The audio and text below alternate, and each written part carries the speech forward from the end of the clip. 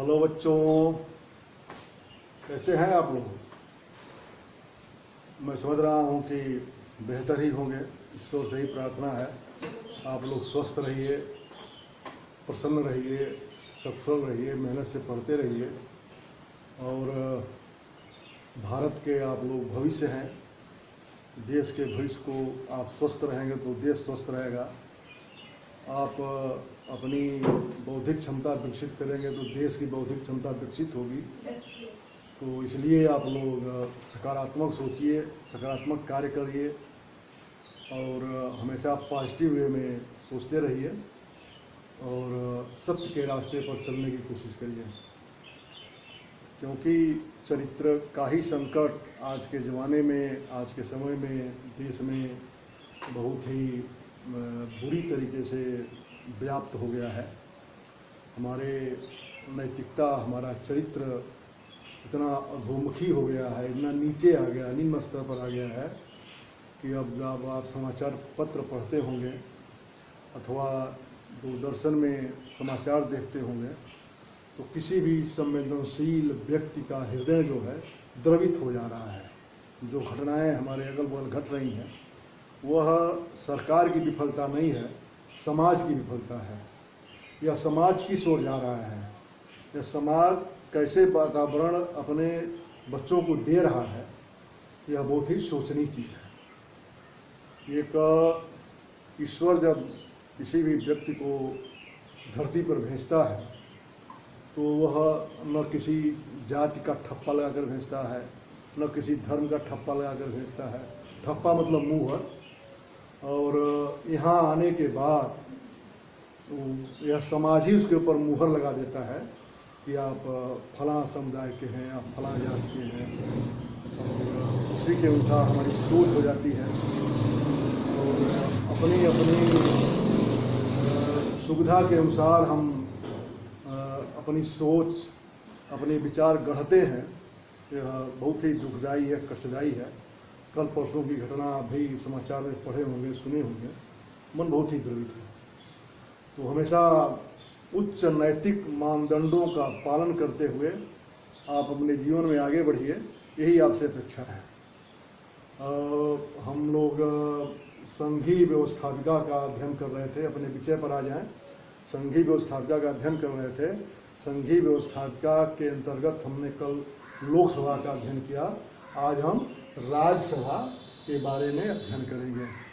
आज हमारा अध्ययन का जो मुख्य बिंदु होगा वह राज्यसभा होगी। जैसा कि हमने कल बताया था कि हमारी संसद के मुख्य रूप से 3 अंग हैं, राष्ट्रपति, लोकसभा और राज्यसभा। तीनों मिला करके संसद का निर्माण करती है। उस क्रम में हमने कल लोकसभा का अध्ययन किया, आज हम राज्यसभा का अध्ययन करेंगे। तो प्रश्न लिख लीजिए, राज्यसभा की शक्तियों का वर्णन कीजिए। प्रश्न रहेगा, राज्यसभा की शक्तियों का वर्णन कीजिए। अब हेडिंग डाल लीजिए, राज्यसभा की शक्तियाँ। हेडिंग रहेगी राज्यसभा की शक्तियाँ। ये कई आवाज़ें आपको सुनाई दे रही होंगी, कई तरह की। यह हमारा घर हम रास्ते के किनारे है, तो जो भी गाड़ियाँ या हाकर बेचने वाले आ जा रहे हैं तो उन्हीं की आवाज़ कभी कभी आ जा रही है। उसमें तो रिकॉर्डिंग बंद नहीं की जा सकती, इसलिए आप उधर ध्यान मत दीजिएगा। आपका मुख्य जो अध्ययन का क्षेत्र है वह राज्यसभा की शक्तियाँ ही हैं। जो आवाज़ें आ रही हैं वो अनर्गल हैं। तो हमने कल बताया था कि संसद के दोनों सदनों में लोकसभा जनता का प्रतिनिधि है। लोकसभा में जनता के द्वारा चुने गए लोग प्रतिनिधित्व करते हैं, इसलिए लोकसभा को संविधान के द्वारा अधिक शक्तियां प्रदान की गई हैं। अब लोकसभा,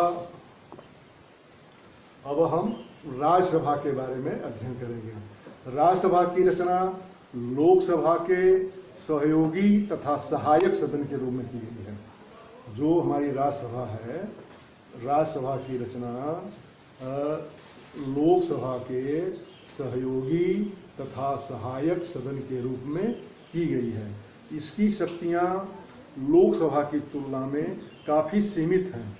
यहाँ एक विशेष बात यह है कि जो हमारी राज्यसभा है, यह राज्यसभा की संरचना अमेरिकी सीनेट से ली गई है, लेकिन अमेरिकी सीनेट, अमेरिका का जो द्वितीय सदन है उसे हम सीनेट कहते हैं, अमेरिकी सीनेट शक्तियों के मामले में वहाँ की लोकसभा अर्थात हाउस ऑफ रिप्रेजेंटेटिव की अपेक्षा अधिक शक्तिशाली है।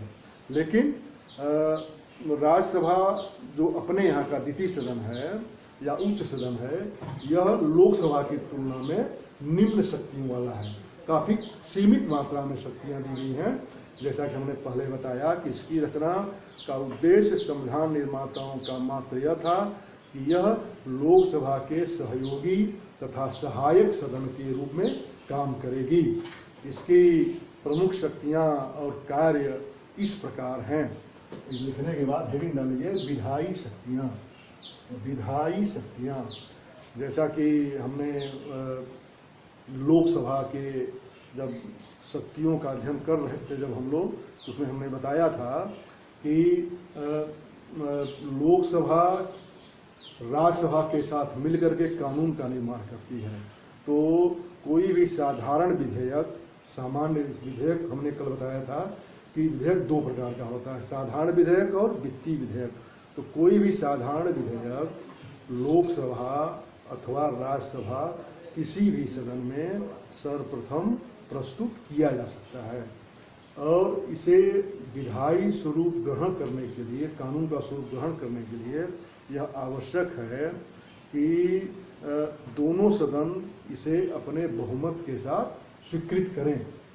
तो यदि कोई विधेयक ऐसा आता है जिससे लोकसभा तथा राज्यसभा के बीच मतभेद उत्पन्न हो जाता है, यानी वो विधेयक लोकसभा ने पारित करके राज्यसभा को भेजा है, राज्यसभा उसे असहमत व्यक्त करती है, तो उस विधेयक के भविष्य का फैसला संसद के दोनों सदनों के संयुक्त अधिवेशन में किया जाता है। लेकिन व्यवहार में यहाँ पर हम यह देखते हैं कि लोकसभा के जो सदस्यों की संख्या है वह राज्यसभा के सदस्यों की संख्या की दोगुनी से भी अधिक है। इसलिए इसका परिणाम यह होता है कि वह विधेयक उसी रूप में पारित हो जाता है जिस रूप में लोकसभा की इच्छा रहती है। वैसे व्यवहार में अब तक यही देखा गया है कि संयुक्त अधिवेशन बहुत कम बुलाया गया है और प्रायः दोनों सदन मतभेद होने की स्थिति में उसमें आपस में सामंजस्य स्थापित करके कानून का निर्माण कर लेते हैं। अब अगली हेडिंग है हमारी वित्तीय शक्तियाँ। अगली हेडिंग है वित्तीय शक्तियाँ। वित्तीय क्षेत्र में राज्यसभा की शक्ति बहुत ही सीमित है। कोई भी वित्त विधेयक क्या कहते हैं, पहले लोकसभा में ही प्रस्तावित किया जा सकता है, राज्यसभा में प्रस्तावित नहीं किया जाएगा। लोकसभा से जब वित्त विधेयक पारित हो जाता है तो वह राज्यसभा में भेजा जाता है, जहां राज्यसभा के लिए आवश्यक है कि वह मात्र 14 दिन के अंदर, 14 कार्य दिवसों के अंदर उस विधेयक पर विचार कर ले। यदि वह 14 दिन के अंदर उस पर विचार नहीं करती है तो वह विधेयक स्वतः पारित मान लिया जाएगा। यदि 14 दिन के बाद वह उसमें कोई संशोधन प्रस्तावित करती है, कोई परिवर्तन प्रस्तावित करती है, तो उस परिवर्तन या संशोधन को मानना या न मानना लोकसभा की इच्छा पर निर्भर करता है। इस प्रकार हम देखते हैं कि वित्तीय क्षेत्र में राज्यसभा की शक्तियाँ अत्यंत ही सीमित हैं। अब अगली हेडिंग है कार्यपालिका शक्तियाँ। अगली हेडिंग है कार्यपालिका शक्तियाँ। संसदीय शासन प्रणाली की व्यवस्था होने के कारण अपने देश में, जैसा कि हम जानते हैं कि संविधान के द्वारा संसदीय शासन प्रणाली की स्थापना की गई है, तो संसदीय शासन प्रणाली की सबसे प्रमुख विशेषता यह होती है कि लोकसभा की जो जनता की प्रतिनिधि संसदन है, लोकसभा ही कार्यपालिका अर्थात मंत्रिमंडल और प्रधानमंत्री पर नियंत्रण रखती है। मंत्रिमंडल लोकसभा के प्रति उत्तरदायी होता है, राज्यसभा के प्रति उत्तरदायी नहीं होता है। राज्यसभा के सदस्य मंत्रिमंडल के सदस्यों से केवल प्रश्न पूछ करके, पूरक प्रश्न पूछ करके, काम रोको प्रस्ताव ला करके, कटौती प्रस्ताव ला करके उस पर नियंत्रण रख सकते हैं, लेकिन अविश्वास प्रस्ताव ला करके उन्हें अपने पद से हटा नहीं सकते। अविश्वास प्रस्ताव लाने की शक्ति केवल लोकसभा में है। राज्यसभा केवल अपने मंत्रिमंडल के सदस्यों से विभिन्न विषयों पर प्रश्न पूछ करके या तात्कालिक महत्व के विषय पर तत्काल काम रोको प्रस्ताव ला करके उस पर चर्चा करा करके इस प्रकार विभिन्न प्रकार से वह नियंत्रण रख सकती है, उन्हें कंट्रोल कर सकती है, जवाबदेह बना सकती है, लेकिन उन्हें पद से हटा नहीं सकती। अब इसके बाद है संविधान संशोधन की शक्तियाँ। संविधान संशोधन की शक्तियाँ, जहाँ तक संविधान में संशोधन करने का प्रश्न है, तो हमने इसके पहले लोकसभा की शक्तियों में जैसा कि विचार किया था कि संविधान संशोधन के संदर्भ में दोनों सदनों की शक्तियाँ एक समान है, बराबर है। संविधान संशोधन प्रस्ताव लोकसभा या राज्यसभा किसी भी सदन में सर्वप्रथम लाया जा सकता है, यह बाध्यता उसमें नहीं है कि किस सदन में लाया जाए। और इस संविधान संशोधन के प्रस्ताव को स्वीकृत करने के लिए यह आवश्यक है कि दोनों सदन यानी लोकसभा और राज्यसभा अपने अलग अलग बहुमत से इस संशोधन प्रस्ताव को स्वीकृति प्रदान करें, तभी यह संविधान में संशोधन किया जा सकता है। इसमें विशेष उल्लेखनीय बात यह है कि यदि संविधान संशोधन के संदर्भ में दोनों सदनों में मतभेद उत्पन्न हो जाता है तो वह प्रस्ताव वहीं गिर जाएगा। इस संदर्भ में ज्वाइंट पार्लियामेंट्री सेशन यानी संसद के संयुक्त सत्र का कोई प्रावधान संविधान निर्माताओं ने संविधान में नहीं किया है। अब है अगली हेडिंग पर डालेंगे आप अनन्य शक्तियाँ। अनन्य शक्तियाँ, अनन्य शक्तियों का तात्पर्य है कि ये शक्तियाँ केवल राज्यसभा को ही प्राप्त है। अब जिन शक्तियों का हम इसमें अध्ययन करेंगे अनन्य शक्तियों के अंतर्गत, वे शक्तियाँ केवल राज्यसभा को ही प्राप्त हैं, लोकसभा को प्राप्त नहीं हैं। राज्यसभा चूँकि राज्यों का प्रतिनिधित्व करती है और लोकसभा जनता का प्रतिनिधित्व करने वाला सदन है और राज्यसभा राज्यों का प्रतिनिधित्व करती है, इसलिए इन अनन्य शक्तियों के अंतर्गत वे ही विषय आते हैं जो राज्यों से संबंधित होते हैं। इसलिए इन शक्तियों को केवल राज्यसभा को प्रदान किया गया है, लोकसभा को प्रदान नहीं किया गया है। इसके अंतर्गत निम्नलिखित 3 शक्तियाँ आती हैं। नंबर 1 है, यदि संविधान के अनुच्छेद 249 के अंतर्गत, संविधान का जो आपके संविधान का अनुच्छेद 249 है, उसमें यह प्रावधान किया गया है कि यदि राज्यसभा अपने 2/3 बहुमत से प्रस्ताव पारित करती है तो राज्य सूची का कोई भी विषय पर को राष्ट्रीय महत्व का घोषित कर देगी और उस पर कानून बनाने का अधिकार संसद को प्राप्त हो जाएगा। यानी संविधान का अनुच्छेद 249 यह प्रावधान करता है कि राज्यसभा अपने 2/3 बहुमत से प्रस्ताव पारित करके राज्य सूची के किसी भी विषय को राष्ट्रीय महत्व का घोषित कर सकती है और उस पर कानून बनाने का अधिकार संसद को प्राप्त हो जाएगा।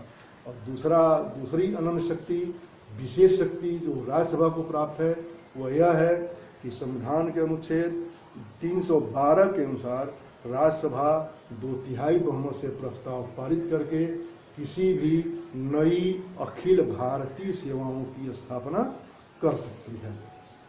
अखिल भारतीय सेवाएं जैसे आपकी भारतीय प्रशासनिक सेवा है, भारतीय पुलिस सेवा है, भारतीय विदेश सेवा है, भारतीय राजस्व सेवा है, भारतीय रेल सेवा है, ऐसे ही किसी भी आवश्यकता पड़ने पर किसी नई अखिल भारतीय सेवाओं की स्थापना की जा सकती है।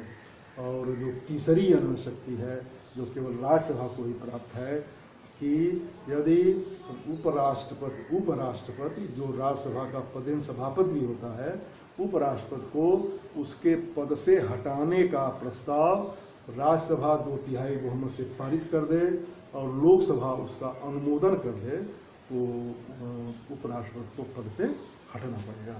और अगली हेडिंग डाल लीजिए निष्कर्ष। अगली हेडिंग है निष्कर्ष। इस प्रकार स्पष्ट है कि राज्यसभा केवल द्वितीय सदन ही नहीं है बल्कि द्वितीय महत्व का भी सदन है। वो मात्र द्वितीय सदन ही नहीं है बल्कि द्वितीय महत्व का भी सदन है। शक्तियों की दृष्टि से जो इसको शक्तियाँ प्राप्त हैं उसके दृष्टि से यदि हम समीक्षा करें तो यह ब्रिटिश लॉर्ड सभा, जो ब्रिटिश संसद का दूसरा सदन है उसे लॉर्ड सभा कहते हैं, हाउस ऑफ लॉर्ड। जब आप बीए में जाएंगे तो यह पढ़ने का अवसर मिलेगा आपको। तो ब्रिटिश लॉर्ड सभा और अमेरिकी सीनेट के बीच में ही कहीं स्थित है। यानी भारतीय संसद के द्वितीय सदन राज्यसभा की स्थिति ब्रिटिश लॉर्ड सभा और अमेरिकी सीनेट के बीच में ही कहीं है। परंतु लोकसभा की तुलना में निर्बल होते हुए भी इसका महत्व निर्विवाद, इसका महत्व अपने जगह पर बना हुआ छुड़ी है। ऐसा नहीं कि इसकी शक्तियाँ कम है, इसका कोई महत्व नहीं, इसका भी महत्व है। यह जनमत को जागृत करने का काम करती है, किसी विषय पर लोगों के ध्यान को अपनी तरफ आकर्षित करने का काम करती है। इसी के साथ ही आपका यह प्रश्न समाप्त हुआ। आपसे आग्रह है कि इस चैनल को सब्सक्राइब कर लीजिए, लाइक आइकन बटन दबा दीजिए और अधिक से अधिक मात्रा में जो आपके मित्र हैं इस चैनल से नहीं जुड़ पाए हैं उनके पास शेयर करिए और इस वीडियो को सेव कर लीजिए। जब आप सेव कर लेंगे तो इसको ऑफलाइन आप देख सकेंगे। बहुत बहुत धन्यवाद आपको।